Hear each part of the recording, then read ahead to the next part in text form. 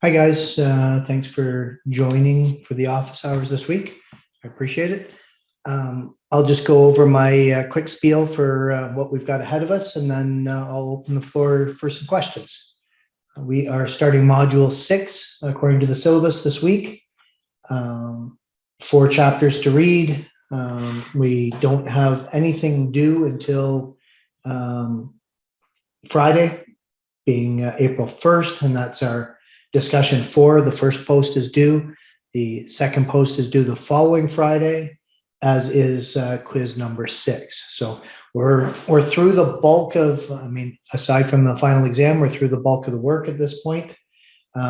Should be kind of business as usual. We've had quite a few modules like this with 2 discussion posts and a quiz over a 2-week period. So I hope that that's fairly straightforward. As far as the exam goes, I know some people are starting to get ready and get prepared and are starting to think about the exam. We're going to do the office hours next week, which will be our final office hours, and that'll be our topic is the exam. So I'll have a brief spiel, but I will talk in very specific terms what is going on with the exam. I'm happy to take questions on sort of generalities with the exam at this point, but next week we'll deal with, how many multiple choice questions are there? What does the short answer look like? That kind of stuff. So if you're not able to attend, if you're watching this or if you've attended this session and you're not going to be able to attend next session, please feel free to send me email, and I will deal with questions that are emailed to me as well. And that way that you can get your questions answered. The problem is very simply one of scale. So I can't answer 40 students' email of the same question. I just can't do it. There's just not enough time in my day to do that. So I like to do it in the office hours, just like we were at a lecture, so that I don't have to do it individually for members of the class. So are there any questions? Mackenzie, Marina? My questions were kind of just regarding like the exam, but if you're going to go in depth with it next week, I'll see. Oh, actually I work next week, but are you you're going to post the recording? Yeah, I'll post the recording. I'm happy to deal, like, ask anything you want. I'll say I don't know if I don't know, or I'll tell you what the history is. I'm happy to deal with any of your questions. I just may not have the answer, that's all. My first question is kind of general. I live in Ottawa, so I'll be doing the proctored one. Yeah. And I've never really had an actual proctored exam. Okay. So I don't know, like I hear things through the grapevine that like even if you're not cheating, if your eyes like look anywhere else, like your screen shows. Now I don't have an intent of cheating. I'm not asking you how I can cheat. I'm just a little scared just from like what I've heard about the proctored exam. So if you can speak on that, that would be wonderful. So I'll speak to it to the extent I can. I also have never had a proctored exam. I've never tried the Examity service or any other one. Okay. So, you do need what I do know is you need a webcam and you need a microphone. Okay. I'm sure there is someone that's watching. Well, I hope we're paying for a service for someone to watch you. I doubt that it's so much that that they're watching your eyes, and if you drift, watching me now, if you drift over here for too long, people think, I watch people in exams all the time and they're staring at a blank wall, right? They've got their head up, they're not seeing what they're seeing, but their eyes are pointed in a direction, right? So I don't think I've not heard that before. So as far as the process goes, you probably got an email this week saying they had hoped, and by they I mean our IT, our online at trentu.ca, they had hoped to get the email out so that you could start picking your time slots. I think that's coming out Monday or Tuesday, very early next week. So look for that. I would respond as quickly as possible to get as good a time slot for my schedule as possible. Typically they're going to be, and I'm just going by the past, typically they start those time slots around the time that the normal exam starts in person. not more or less normal, I guess, but the traditional exam. And it usually runs for about 24 hours after. That's usually what they ask me. Is that an acceptable time slot? No one's asked me that question now, so maybe that's just the way it is. But you'll be able to pick around your schedule. If you get in there first or early, you'll be able to get an optimal time spot for yourself. So, Okay, perfect. Yeah, I would write it in person, but it's just like the drive. I get it. Yeah. It's easier to do it online, but I'm like, even like you said, like long answers, I'm like, oh, like I like read out loud. I read my questions out loud. I want it to like think I'm like talking to someone. I'm like, oh my gosh, I'm screwed. Yeah. No, you'll be fine. I can't imagine. And if anyone was accused of cheating, there'd be a whole process. And I would expect, I've never been involved in that process of anyone being accused of cheating on an online exam, but I would expect that I would be involved, that they would involve me. Ultimately, you're my student, so the first step would be to come back to me, I think. So if you or anyone else had a problem, please reach out to me, let me know, and we'll go from there, sort of thing. So that's and I guess that's a bit of a segue. I'm having some problems in my other courses where I had a term papers due, and I'm going through the whole investigations of plagiarism, and I sigh because it takes up a tremendous amount of my time, and I resent it. So, yeah, if someone has an idea that they're going to cheat on the exam, whether that's in person or by proctored, please don't. Save us both the hassle. Just quietly, if you're not going to pass, quietly take the course again. Don't get yourself kicked out of the university over a course or whatever. So, and obviously not talking directly to you, Marina, just so.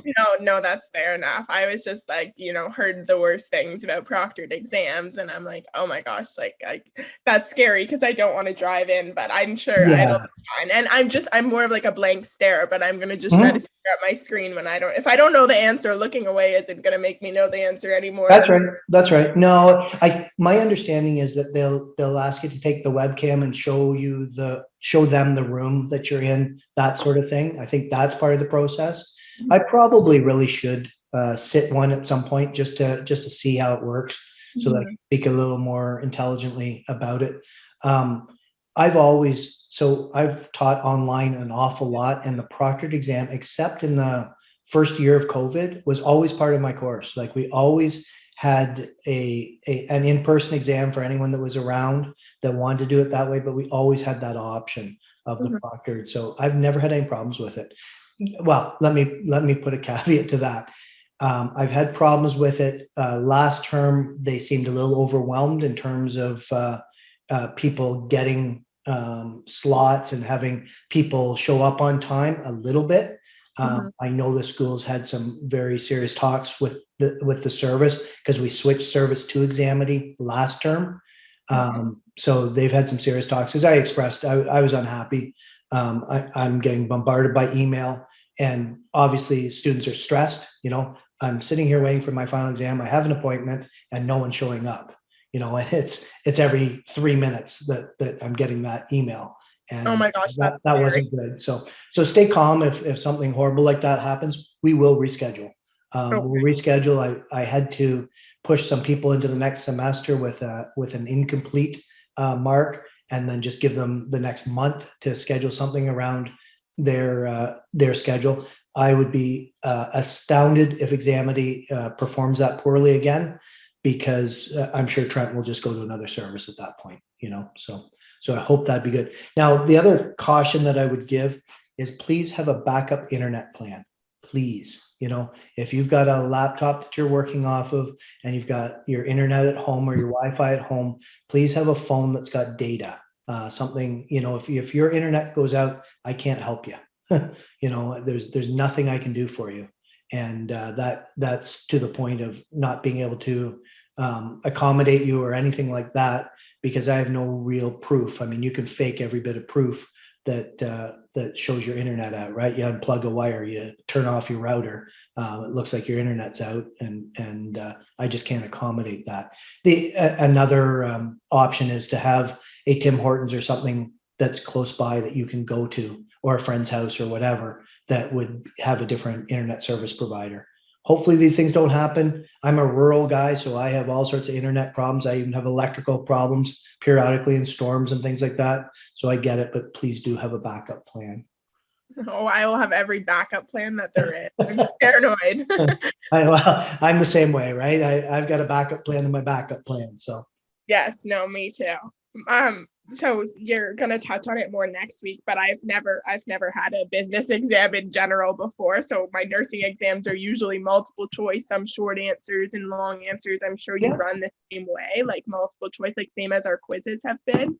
yes, yeah, and the same content. So it's going to be, it's going to be, those quizzes are going to be the pool from which the multiple choice questions come from. And yes, I'll do a small practice multiple choice exam for people to kind of work on. I always recommend, and I'm going to say this again next week, I always recommend that people do their studying. Don't practice the multiple choice as if that's a way to study. It's not. It's a way to test yourself to see how much you know without having to refer to any other outside source, and how quickly you can get through it, because the way it'll be designed is about a minute per multiple choice. So if we've got, I'm just picking up numbers right now, if there's 50 multiple choice questions, you're going to want to get through those in about 50 minutes. If you get through them faster than that, that gives you more time for the short answer. If it's slower than that, then you're cutting into your writing time. As far as the short and or long answers go, I'm perfectly happy. In fact, I'm even happier to do point form as opposed to full paragraphs. If you're the kind of person that's the way it works best for you to do paragraphs, I get that, but make sure you use paragraphs. Don't give me this block of text that we do a lot of marking and our eyes cross just as much as yours do when you read my stuff. So give me paragraphs, space things out so that it's easy for us to find your point and give you marks for your point. There's nothing worse than looking at, and you see it on the internet all the time, someone has this massive block of information. It gets to the point where you just don't even want to read it anymore. So we will read it, but I won't guarantee that I'll be able to extract marks as effectively as I could if it was in proper paragraphs or in a point form format. Okay, that makes sense. In general, in like past years, have people been successful on this exam? Like, is it usually? Yeah. That's a really good question. Not as successful as I would hope. And I think hopefully I've got a reputation for being blunt and frank and honest. Usually what happens on the final is I find out how little people have absorbed from the course. It's one thing to do open book quizzes, and they're not hard, and there's not a ton of reading in this course. And we've had hopefully some interesting assignments. Some people do well on those, some people do not put the effort into them. But when you come to the final, what I'm hoping at the end of it is that you're able to understand how marketing works online in general. You understand the key competencies. For instance, you're competent with Google AdWords. You know that that's part of a strategy. We've probably killed the ladder of loyalty to death completely. But you know that like I'm going to put you through a scenario or a series of questions that are on a single theme so that you can walk through. The idea is that you should be at the end of this course at least somewhat capable of setting up a marketing strategy for an online campaign, right? And that's what I expect. Some people do very, very well at it, but I find most students, and I can say this across all of my courses, underprepare for the final. And it's, despite me kind of warning them, most courses that I teach have a midterm, and students do very, very well in that midterm because it's an open book, non-proctored midterm, which is fine. But then they get to the final with this thought of invincibility, or that they don't really need to study, or that they know it all, or, I guess I can't really comment on what the mindset is, but ultimately what it is they don't study enough. They're not prepared enough. Yeah, if I was preparing for this, I'd be reading through every chapter that was assigned. I'd be starting fairly soon because it's a bit of reading, and you've got competing interests, obviously. I would maybe listen to my lectures, maybe not. I would probably be particular. If there was a chapter that I didn't get, I'd probably do that. But most people will, I believe, throw my lectures on, have a YouTube channel going, have the TV going on in the background, and be texting with a friend and trying to absorb what's going on. And my lectures were never meant to be complete. They're supplementary, right? So the reading is where it's at. So that's where I would attack. If you never watched my lectures or never reviewed my lectures, you'd be fine. It's the book that the questions are going to come from. Okay. Yeah, that makes sense. I'm like a terrible, like, even I find for the quizzes, like I actually love that there's like the Kindle version of the book, because I split my screen on my laptop and I type. It forces me to like be able to be reading and then like cross matching and typing my notes, because I need simplified versions. I hate reading a long paragraph when you could just get to the point about what something is. That's just preference. But I do find like some of like which obviously like they're open book quizzes, but like some of it is like a bit of memorization, and that's where I get caught. I'm like, oh crap, like what things does this allow? And I'm like, oh, this is where I have to go. Like an open book is, good to use. Whereas like you just saying, like, if I could explain how to run like online marketing and talk about different things, like lead conversion and all those processes, I could explain that in my own words. I just find sometimes with the multiple choice, it's like looking for a specific answer, and that's where That's right. Yeah. Yeah, a lot of good points in what you say there. It is about sort of getting it into a form that you can understand. The texts are not academic texts. They're not even particularly well written. They're all right. They're marketing people. They're trying to make a little bit of money. I haven't yet found anything that I really liked. I tend to, this is university. This is third year or fourth year university. Most of the students here. If I can find a better text, I will at some point convert the course over. It's not a lot of reading. It's not difficult reading. It may help to read additional articles or to sign up for a Google Ads account or whatever, something like that may help your understanding. But yeah, the old fashioned way, back before the internet, when I was in undergrad the first time around, you would read and you would write out notes to yourself to help make sure that you understood it, and you'd go over that and maybe do some sort of practice to see how well you were doing, what your results were with your knowledge. So that's kind of the way I would approach it. It's different, and we at least don't have the setup of a midterm that people have done really well in to get cocky about. So if you review all the chapters that are there and have sort of a general idea, and obviously if there's questions, you can reach out to me, then you're going to do very, very well in it. It's very possible to do well. It's not an impossible exam. It's not an exam that you're guaranteed to run out of time on. I'll have people that'll finish halfway through and do very, very well. And then I'll have other people that'll complain to me, it took too long. But that's because they weren't prepared. They had to think about every single multiple choice and draw it out and, figure it out and waste a lot of time on it. That's where I think the difference is, because I see people only complete the multiple choice in some cases, right? They don't get to the short answers, or they skip the short answers. I'm not sure.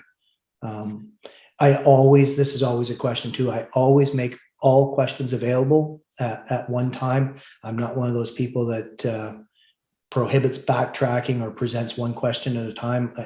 I want you, if you feel best about getting your short answers done first, do that first. If you feel best about doing multiple choice, do that. If my personal way would be to start at the beginning with the multiple choice. If I didn't know something, I would just skip it and I'd take a note. I might guess, but I'd note, question 10, question 12, question 23 to get back to if I can. I would always guess. I mean, there's no penalty for guessing in the multiple choice. So. Okay, that makes sense. So basically what you're saying is what you put in should come out, because I'm always a student for that. Like if I study, I never really had it not show. I mean, you can send me a nasty email afterwards if you want, if that's not the case. But I truly think that that's true. Okay. I mean, with classes the size of this, and I think we're probably at about 175 students in this class at this point. I haven't counted in a while. There's inevitably going to be people that are really unhappy with the final, but I think that if I spent the time to ask them enough questions and they were honest with me, that their preparation would be inadequate, because this isn't a hard course. I mean, at the end of the day, this is not physics. It's not whatever, you pick your poison as to what's a hard course. This is not it. This is fairly short chapters. Like, we have 4 chapters, 3 to 4 chapters per 2-week period in this. And those chapters are very seldom over 20 pages. So it's not a ton of reading or material to digest. And there's overlap. There's two texts, and they say the same thing in some cases, right? So. No, it's amazing having 2 chapters. Some of our nursing, we have 180 pages of readings in a week period. And I'm lucky if I get through a quarter of it sometimes. I'm actually really glad to hear that, because I get pushback. There's a comment on my professor about how much writing that I require.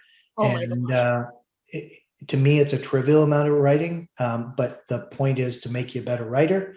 And the comment that I'm thinking of specifically says, if I'd want to do that much writing, I'd take an English course. Well, if you take an English course, hopefully the writing's going to be 10 times what I'm asking for, right? So anyways, it is a pet peeve of mine, for sure. Definitely makes me think in a different way than my nursing courses do. But as far as workload, and this is a very interesting course, don't get me wrong, but I took course. I did my research on what courses would be good to take, read some good and bad things, but I had taken admin before. But this is the perfect amount. You just post the discussion. I spend a couple of hours, not even hours, an hour and a half doing some research about what you're asking, and then formulate my answer. And we've been doing APA for 4 years, so that part isn't hard. That's not it's a perfect amount of reading compared to what other courses offer. It's amazing. It's more just that you go the extra way. If you want to do good, you take that extra step and do an hour of research. You know what I mean? If you don't know how to do APA, refresh your mind on APA. But as far as workload, it's really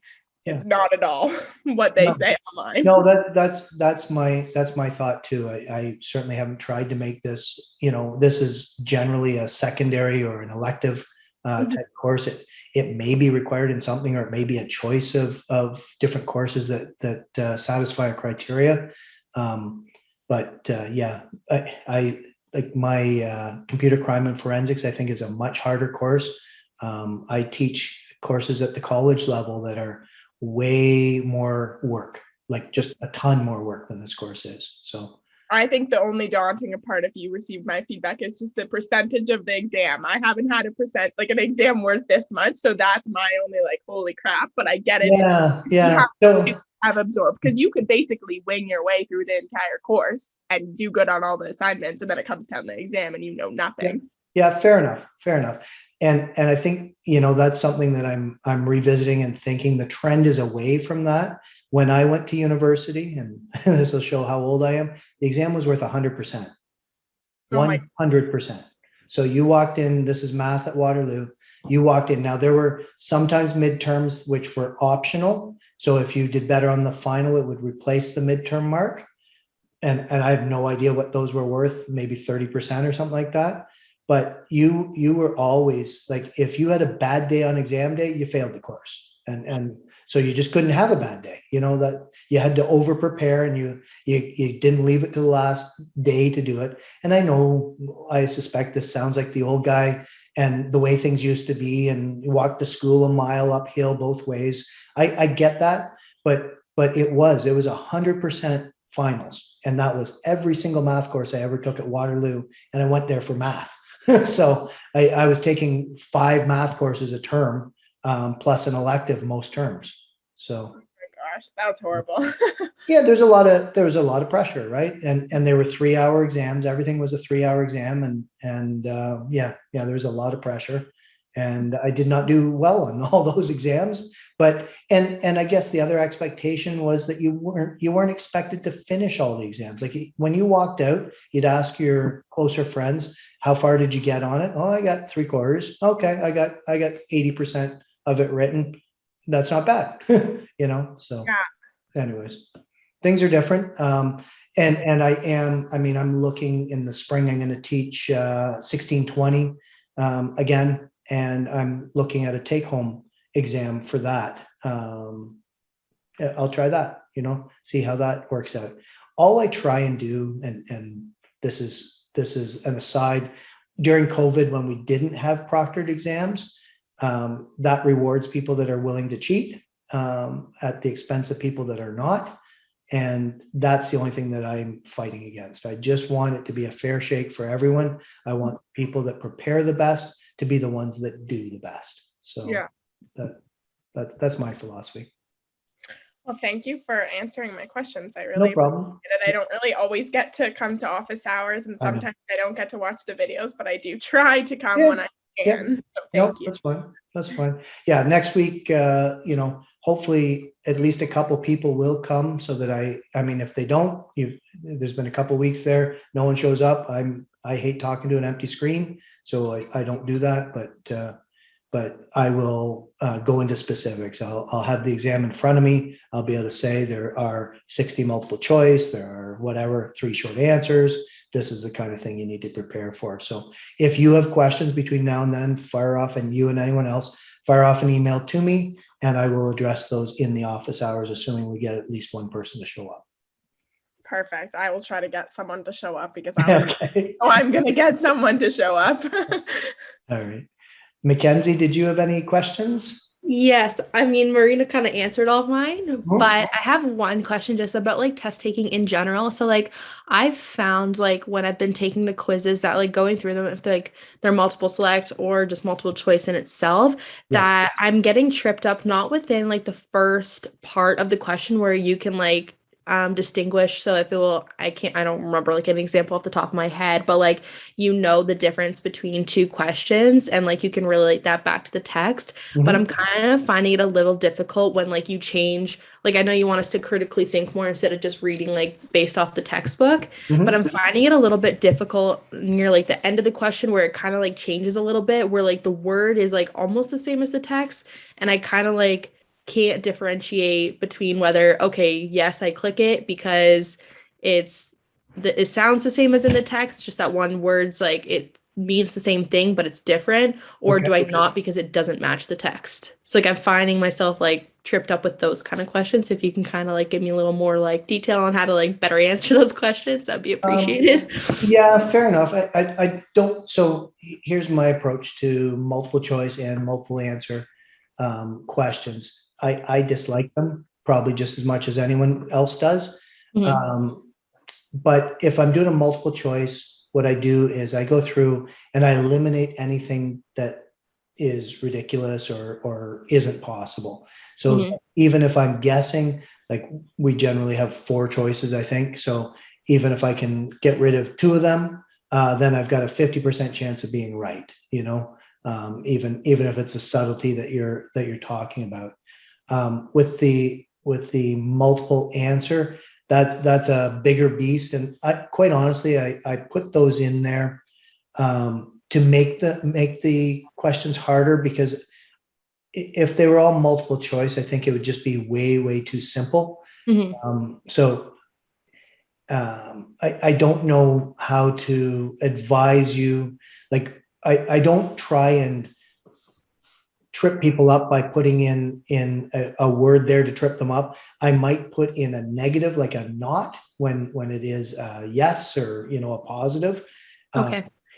The other thing is with multiple answer questions, I'm not afraid to make that just one answer is correct, and I'm not Mhm. afraid to make all answers correct. So, you know, don't make any sort of assumption that because it's multiple answers, it's two or more. It's not necessarily. It could be just one. That's a possibility. So, Okay. it's going to be a little different with the final, because you're not going to have the text to refer to. So it's Mhm. more a matter of you know, The content. the content itself. Mhm. You will have a practice.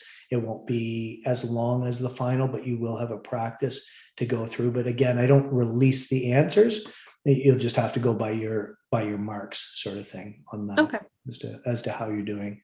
All right. And hopefully, I mean, if you come to you know, a question and you're just struggling with it, well, that should be a strong hint that you need to review that chapter a little more, or that section a little more, right? Just Okay. clear in your mind. Okay. That's pretty much my only question that I had. And then I have clinical next week. That's why I Okay. can't really come to office hours, because I either am at people are working. No problem. I'll try and come next week if I can get like a break in between, like a good time. So Sure. Or send me an email, even on a contingent, like if you Okay. don't know and something occurs to you in the next week, or something's bugging you, you know, by default, again, assuming at least one person shows up, I can go through and talk specifics, how many multiple choice there are, how many short answers, and, you know, the kind of the setup, so that you know what to expect. I'm not going to say spend more time on chapter 3 of book whatever, but yeah, just so you know what to expect. And like I said, the whole exam will open all at once for you, so you can do it in any order that suits you. Okay, perfect. Thank you so much. Yeah, thank you. You have a good Saturday. Take care. You as well. Thanks. Bye-bye.